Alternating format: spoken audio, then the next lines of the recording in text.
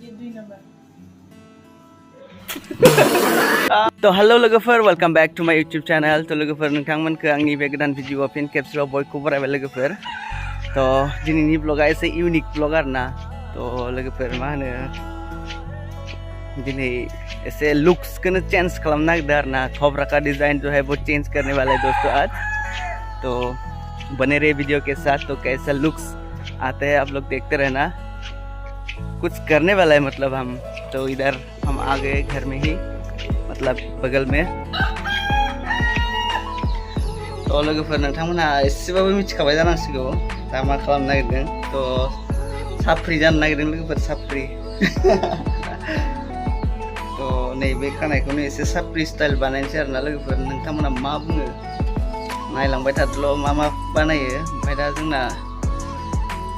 Style बानायग्राया फैगासिनो र' दसेनो नुथारसिगोन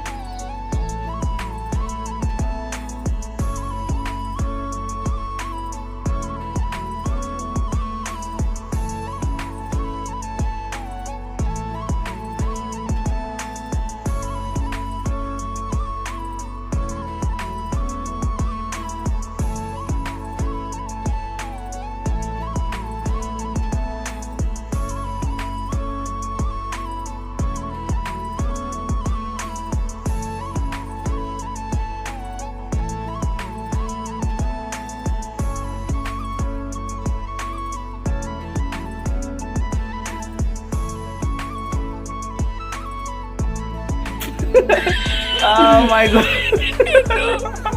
Salah lagu pernah lewat dulu deh, kira nam sesuai. Lagu pernah dia, ma baca tuh, oh my god. Seriously, kamu nih friend, karena हम लोग ढूंढा lagu पर. इसमें jibon blog करने में भी जब ini deh. Ampun bang. Tinggal dulu kata itu ber. Pada Terus sabang share na लोगोफोर दस थानानै बुनोसै सुनानै बोनसै ओमफ्राय जोंना बोग्रायाबो फैखाबाय बोग्राया आरो बेलेग आरोना दा दिन्थिनोसै जोङो नायलांबाय था लोगोफोर एकदम ओमफ्राय थाब साबस्क्राइब लाइक कमेन्ट खालामहर लोगोफोर माबायदि नुदों ओइ लोगोफोर इन्सट्रुमेन्टआ बेनो आरोना अर खामब्लाव होग्राया बेजों दा अर खामब्लाव होसिगोन दसेनि उनाव लोगोफोर नै आइकनिक नि आरोना माबा आइकनिक ब्रेन्डनि बेसेबां दङ इयाव 230 210 230 हाइस ल'आ 130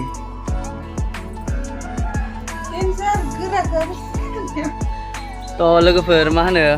खानायखौ नै सुखांबाय आरोना दायो कन्डिशनार होखांबाय ओमफ्राय नै खानाया बेबायदि जाबाय दायो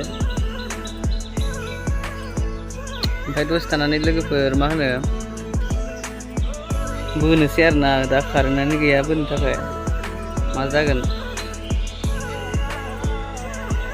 साफ्रि जाथारसिगोन लोगो साफ्रि दसेनि उनाव नुथारसिगोन लोगोफोर नोंसोरो नायलांबायल' थादो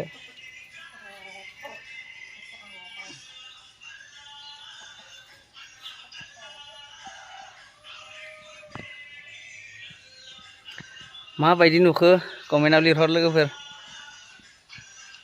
बिराद गोबाव नेनांबाय आरोना ओमफ्राय कारेन्टआनो दासो फैदों दा नै दासो बोनोसै आरोना दासो एक्टर बायदि जासिगोन लोगोफोर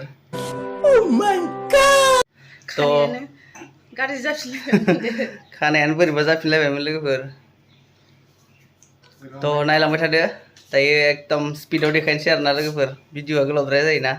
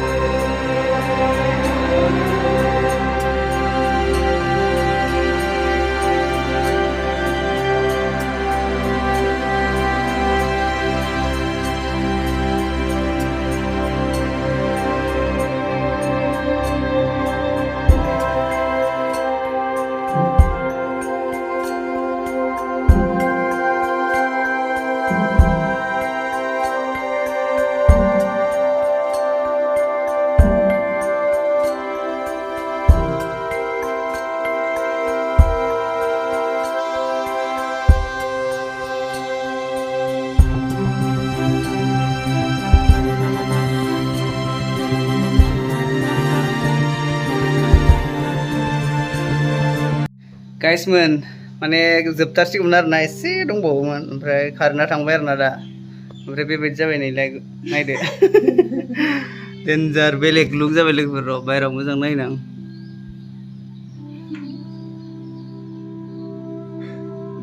वाव मानसि गोब्रा जादों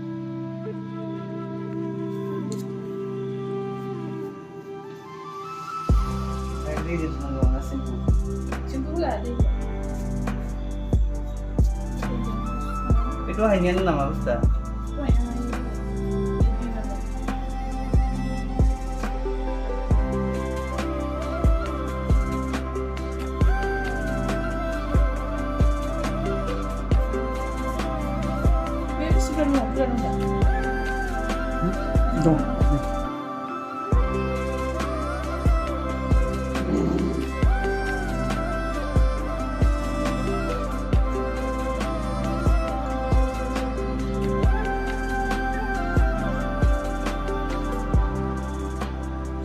Itu kan ada ya, entah.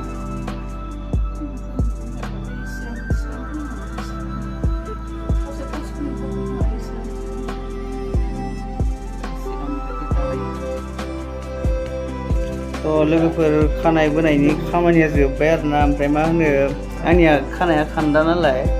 ओमफ्राय माखासे मोजां बोजायासै आरोना एसां आराम बोजायासै ओमफ्राय ओंखायनो एसां स्पष्ट भाबै स्मुथ जायासै आरोना पारफेक्ट जायासै ओमफ्राय नेक्स्ट टाइम बोफिनबासो मोजां जासिगोन बेखिनियानो आरोना लोगोफोर नै बिदि जाबाय दायो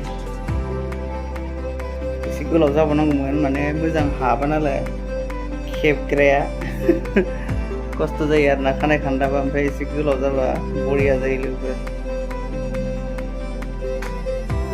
थ' लोगोफोर फाइनालि जाबाय आरोना नै दायो बेबायदि कन्डिसन जाबाय नै खानबा ओरै जायोसै आरोना